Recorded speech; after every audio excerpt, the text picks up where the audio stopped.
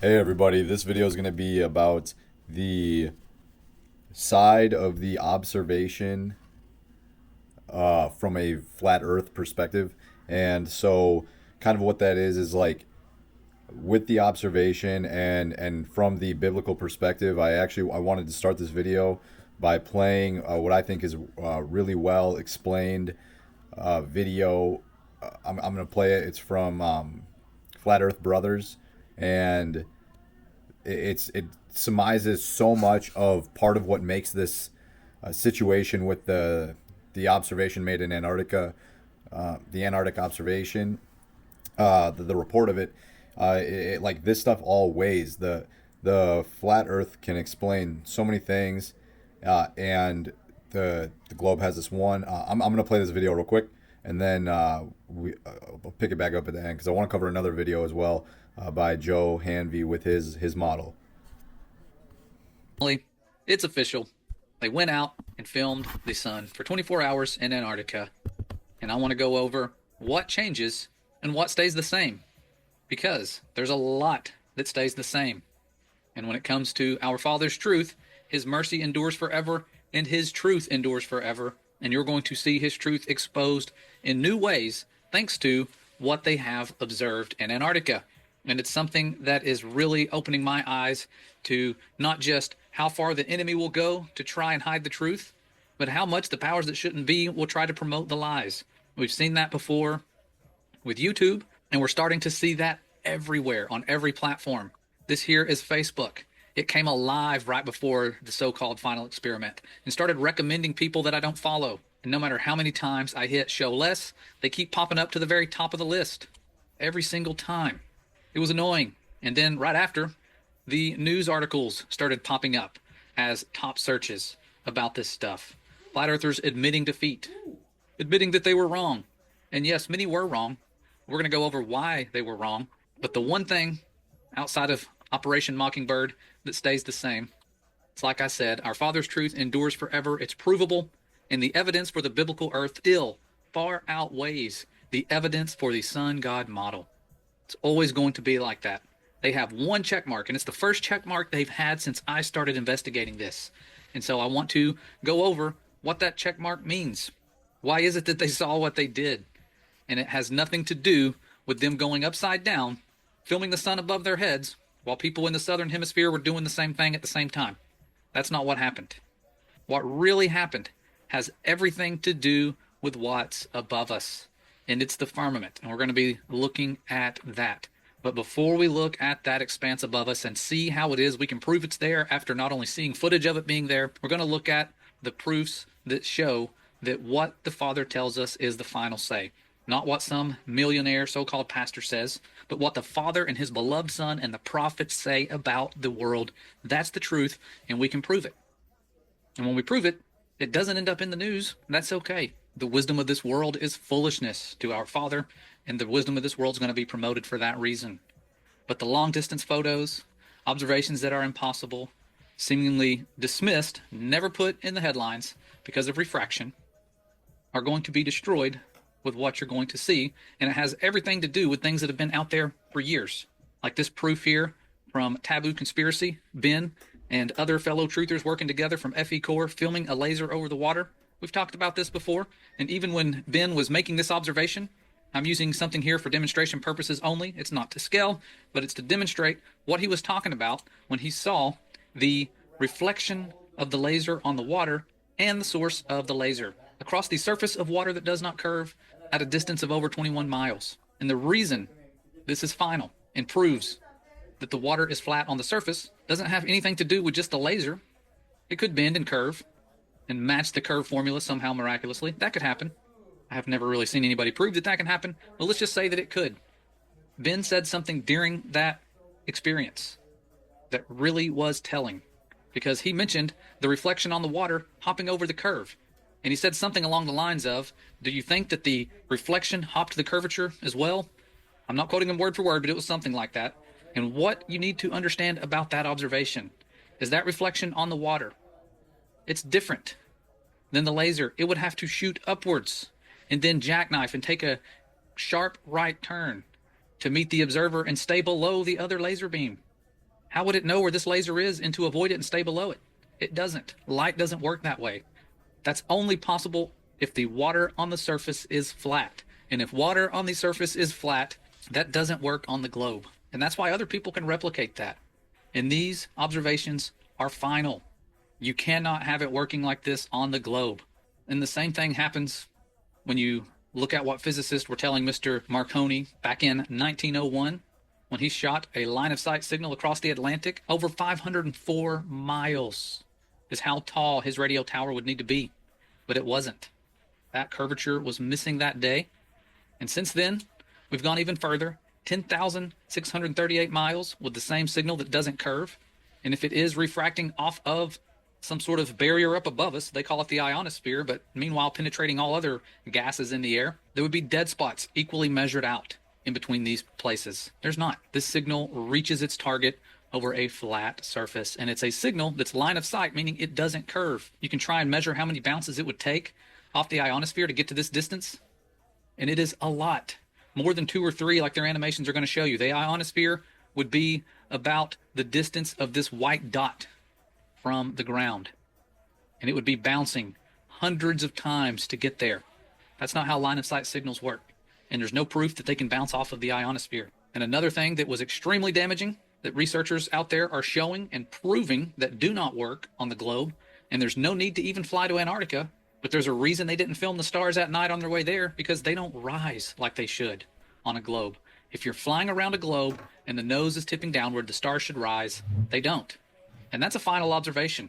You can make it as many times as you want, because it's going to give you the same results as they would on a biblical enclosed system with lights placed in the firmament, just like the word tells us.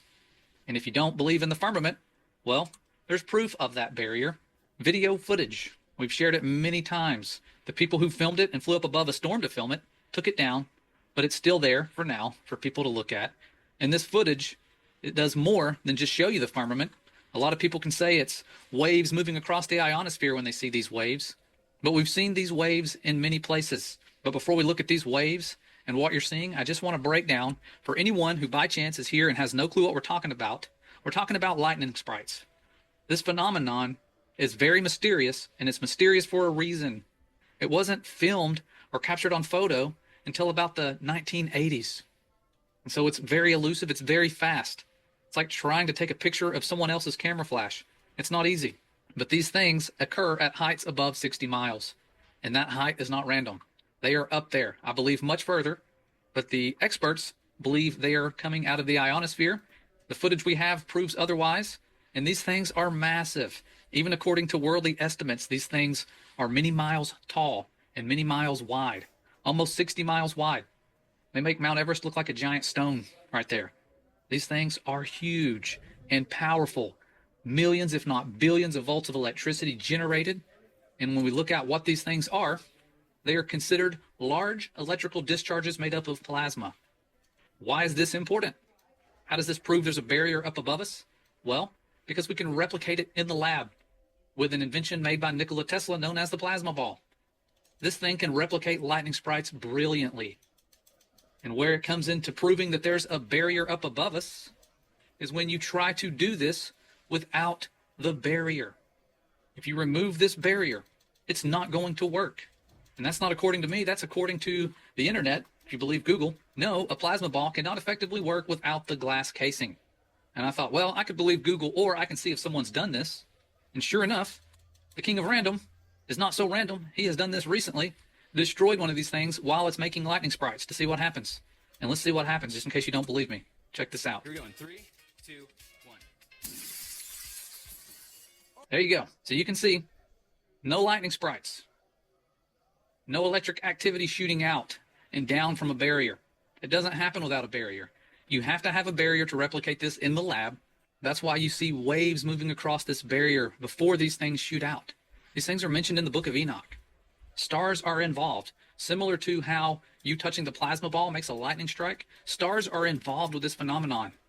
Sounds like science fiction till you flip it upside down and look at it. When you flip it upside down, it looks like waves in the ocean. There are waves on the barrier up above us for a reason. And they haven't just been captured on video by NOVA. They've been captured by astronomers. There are people who go out time and time again and film things that should not happen on the globe. You're not going to see us telling everyone this is final and the news supporting our observations. But you can see it for yourself. It's there. These waves moving across the surface of the moon are there for a reason. This necessitates a barrier. This doesn't happen in deep space.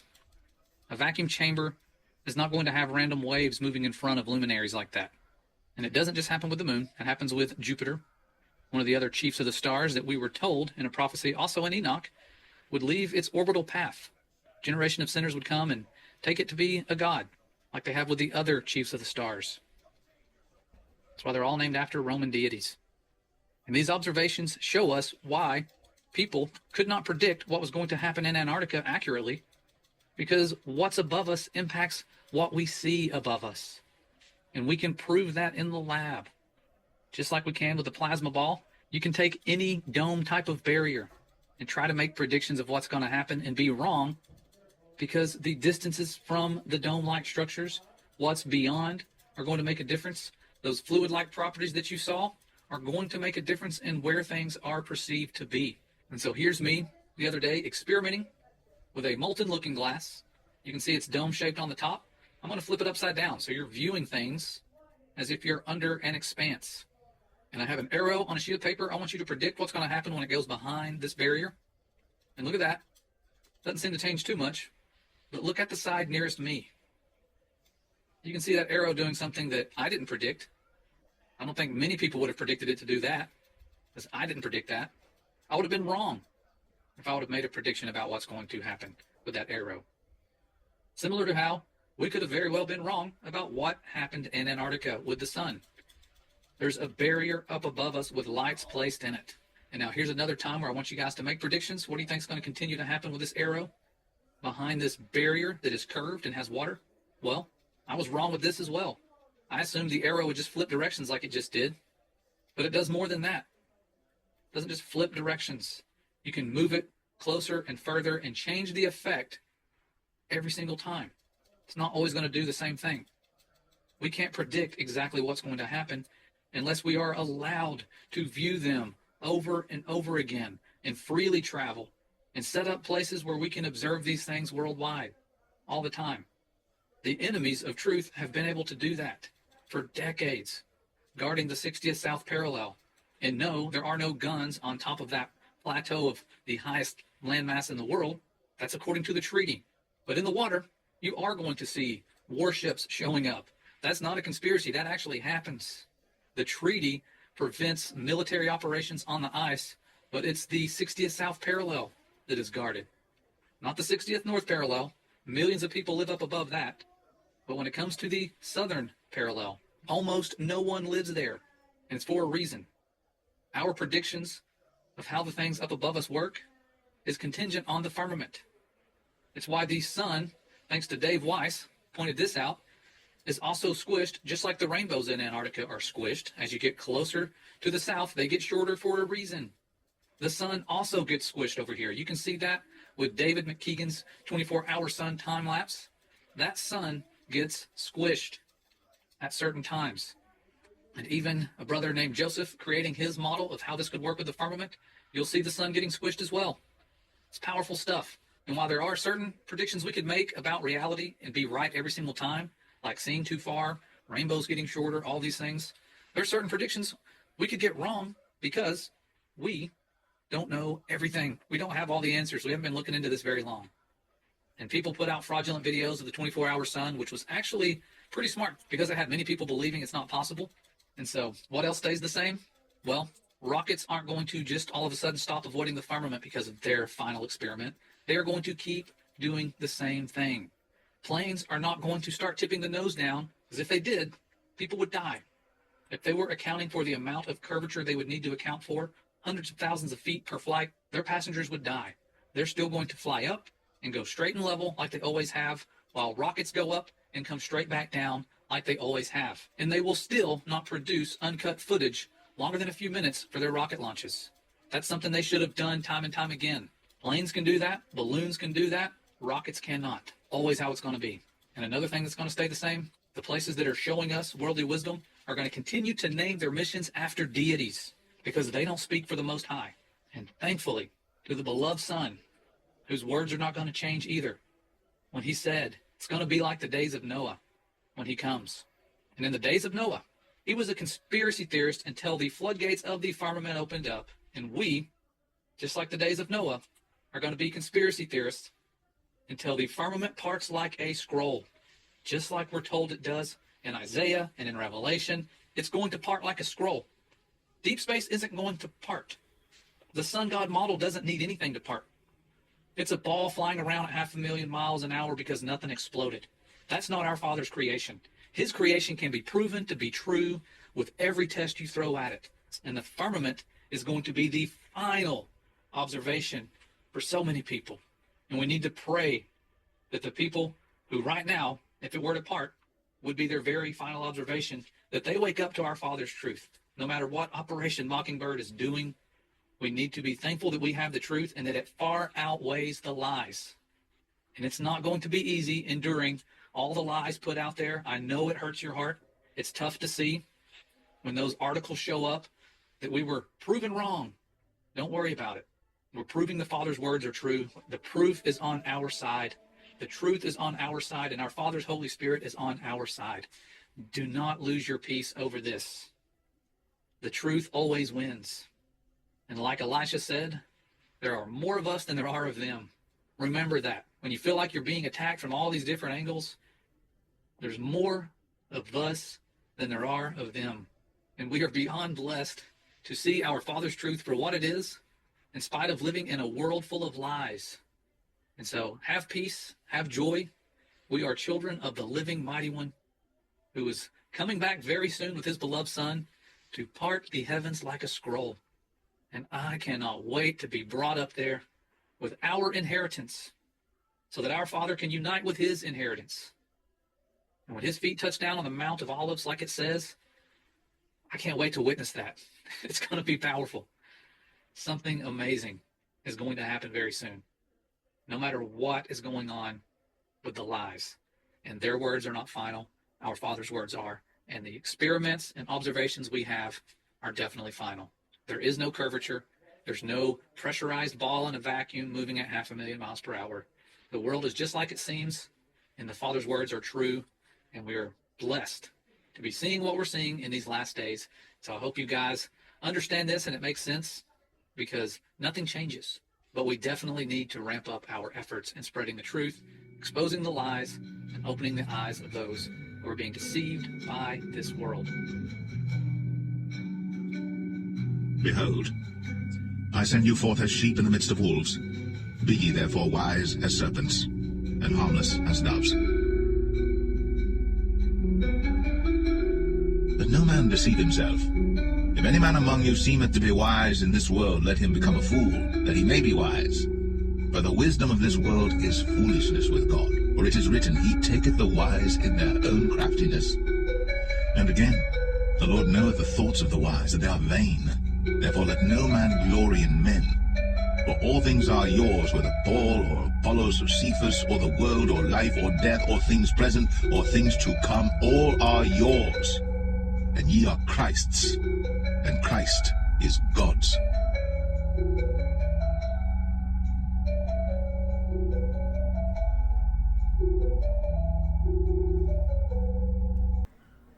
Okay, so now that the video has played, I contemplate this as for the Christian point of view and what it means and how there is all of this stuff that supports a flat Earth and that a flat Earth is supported by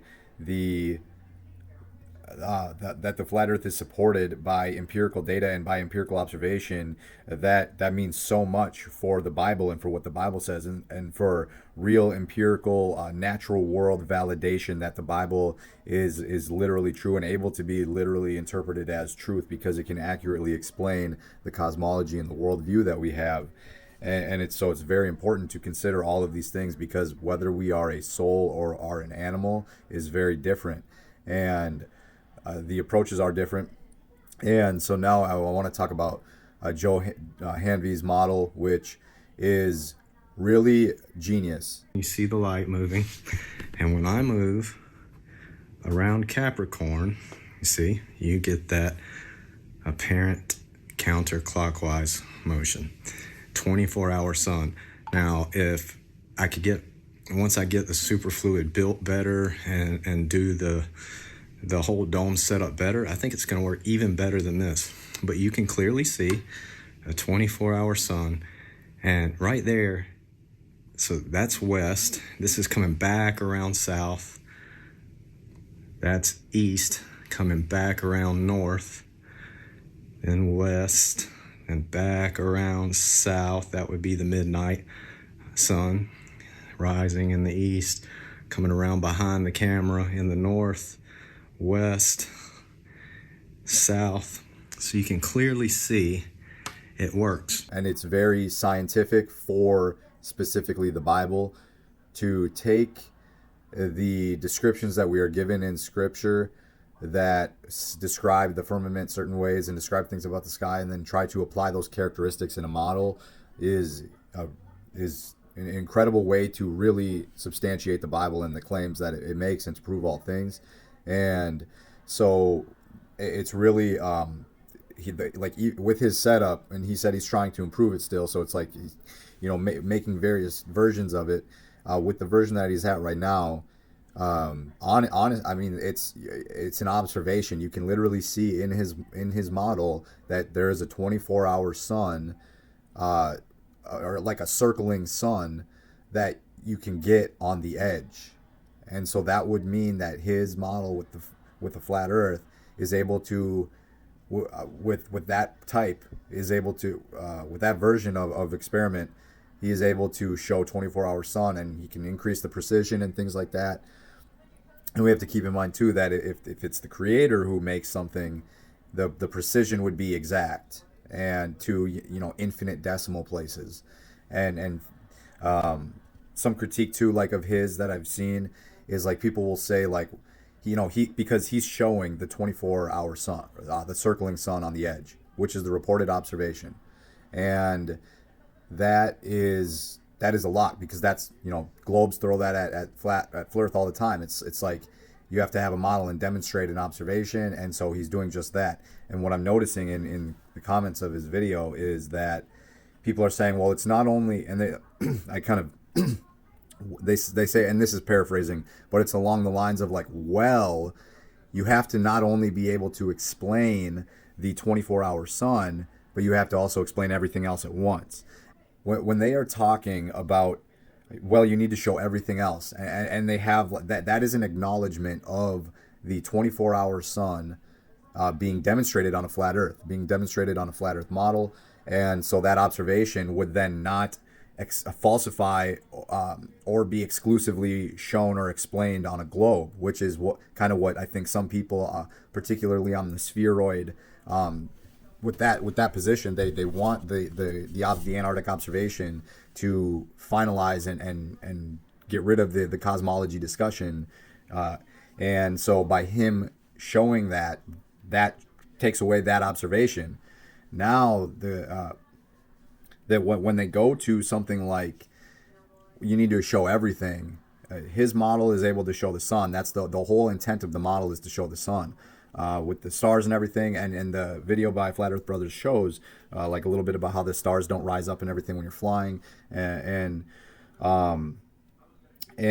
so with this model is showing that the sun observation is possible, and with the stars and things like that, the grand designer, the one who is all wise and is all capable, is going to be able to put together a model that can do various things and show various things, and this can go into how the sky is a mystery. I mean, look at what a star up close does when it's not put through like a program to render out stacked images and appear spheroidal or anything like that. Like it's a flat, translucent looking light that twinkles, and that actually corresponds with naked eye observations, where you can look at stars and you can see the ones that can twinkle and change color. That means that with a DSLR camera, Nikon, like that, it puts you right up close to what you're actually seeing, not having to render and stack and everything like that, and use programs and stuff.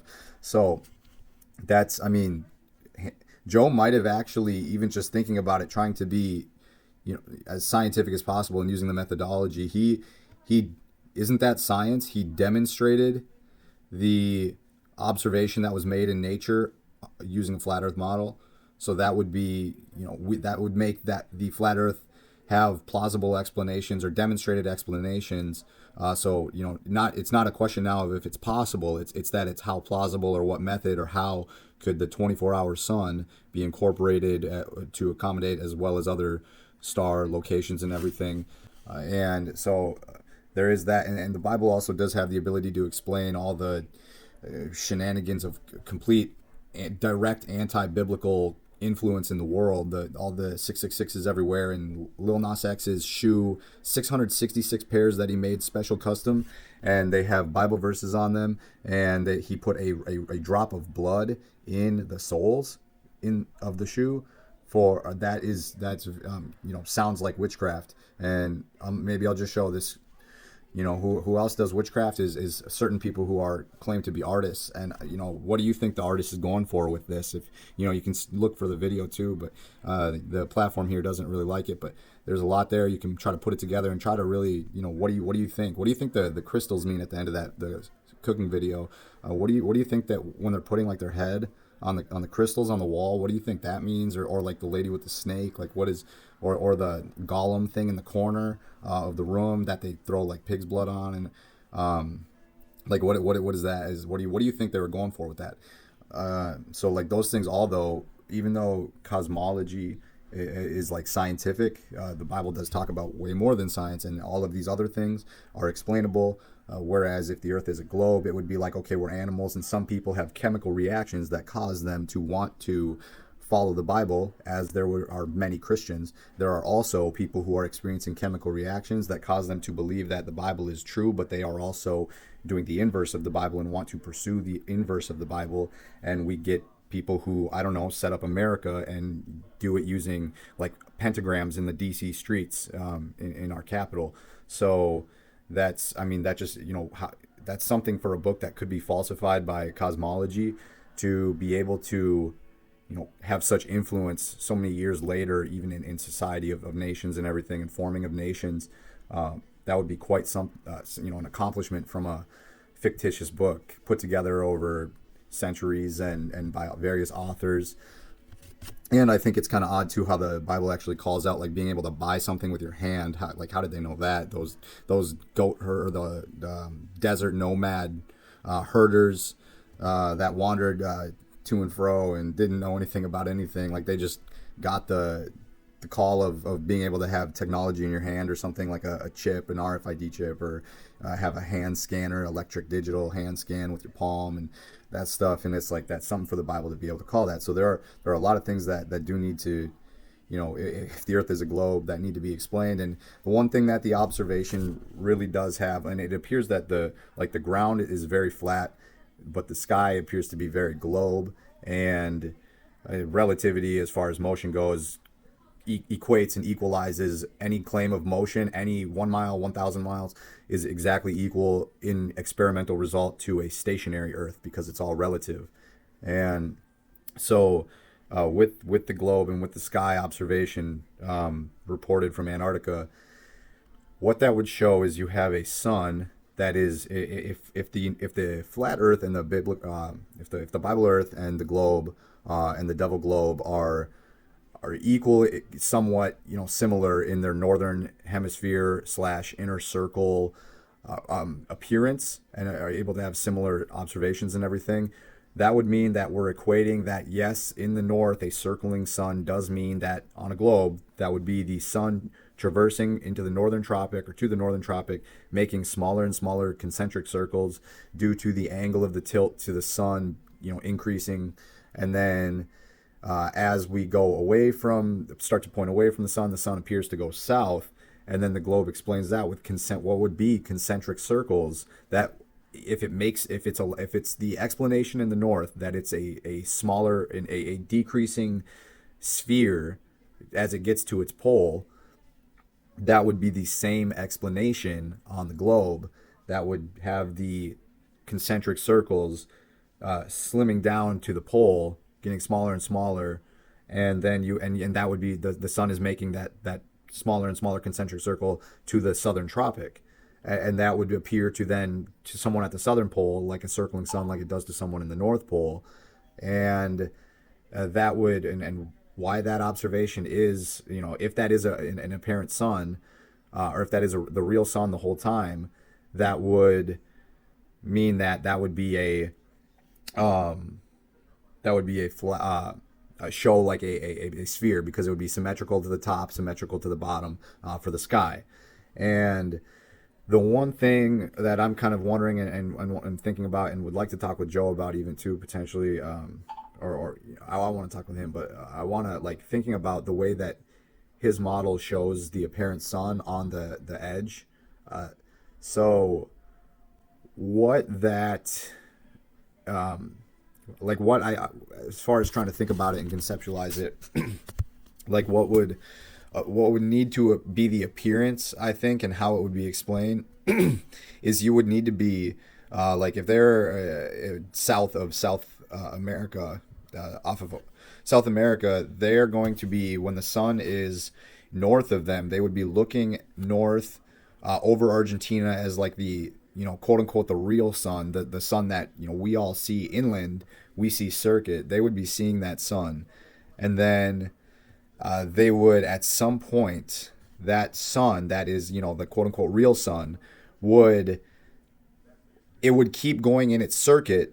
And then there would be, and the apparent sun would simultaneously or seamlessly take over. And due to the position, and the way that the opposed to the firmament, that the sun is the source of the sun, and the way that there is optical effects that happen, or light effects that happen, that cause the apparent sun to be what we see, that apparent sun would render, and that apparent sun would start to make its circuit and make that complete circuit that Joe's model is showing. And so that would be that would be the apparent sun. It would be like a handoff.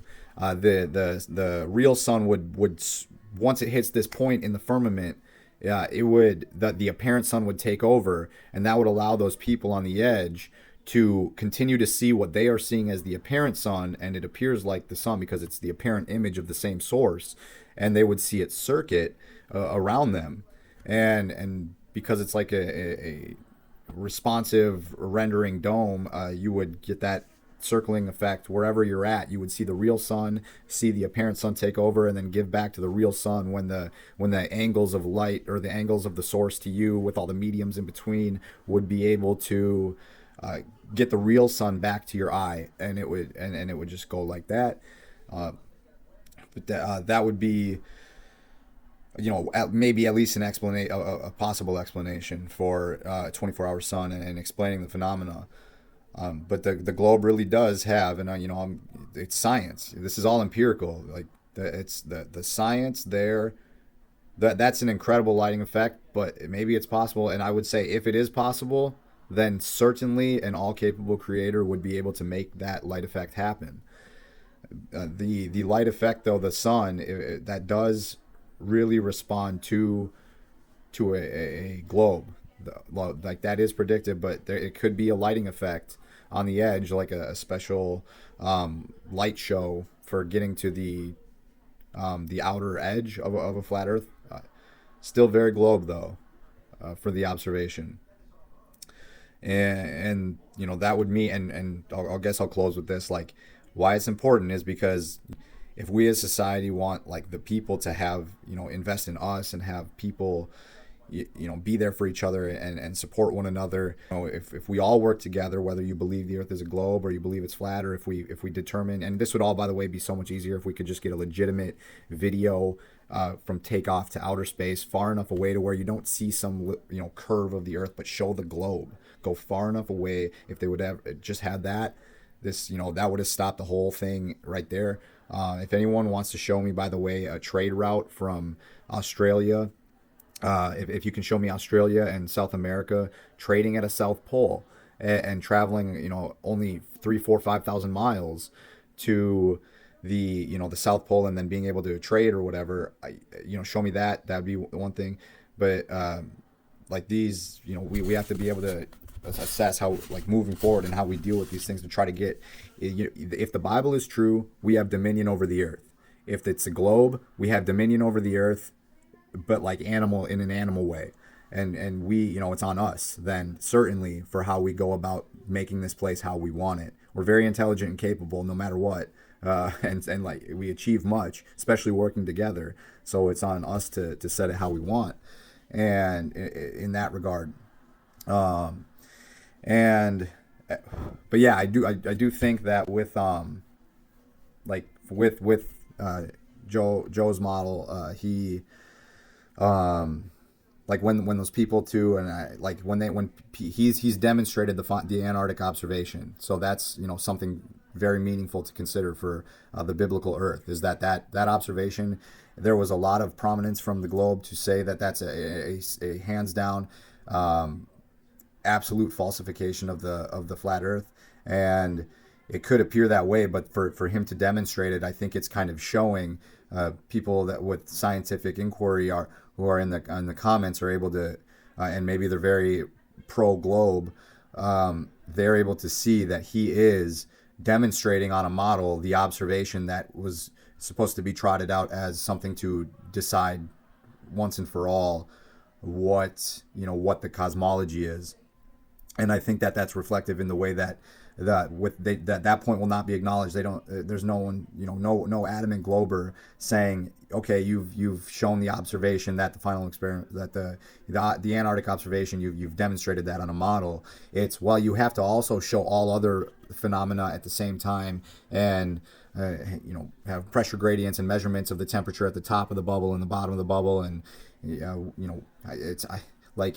there's something to kind of try to tie in other things and make someone have to explain more and more and more. It's like there's not a point where there's satisfactory explanation to at least keep a model viable. Like, have the discussion. If we have two models that can try to explain the world, that's pretty nifty. Like, we can discuss it. What does it mean, and what can we do to determine? If they can't fly to certain points of Antarctica, but you can access the South Pole from all three continents, you can fly across and traverse it just fine. Where's the trade routes? Where's those flights? And so this is it's a lot. It's a lot to consider, and I think especially with that, there's people who are trying to harm innocent people, and we can do something about it, and for their sake should. If you're a naturalist, I know there's no such thing as morals, and if you're a Christian, we don't want suffering. No, yeah, and who does? What human? I don't think atheists are bad people. There are good atheists, who have morals and who have what some could say are biblical understanding of morals. Whether or not they believe in the Bible, you can have overlap and agreement. And if you're not a murderer, you're not a murderer. So there's like we all gotta I think we gotta all collectively, at least for the actual legitimate conspiracy portion of it, really unite and stop that stuff from going on, and have a society and a culture where we have community and we're neighborly towards one another, and respectful and decent and polite, and we could have that. It's all choice. And then we have entertainment is through like sports and art and games and everything like that. Like it doesn't have to be like horror and stuff. Anyway, all right, thank y'all very much. Peace be with you.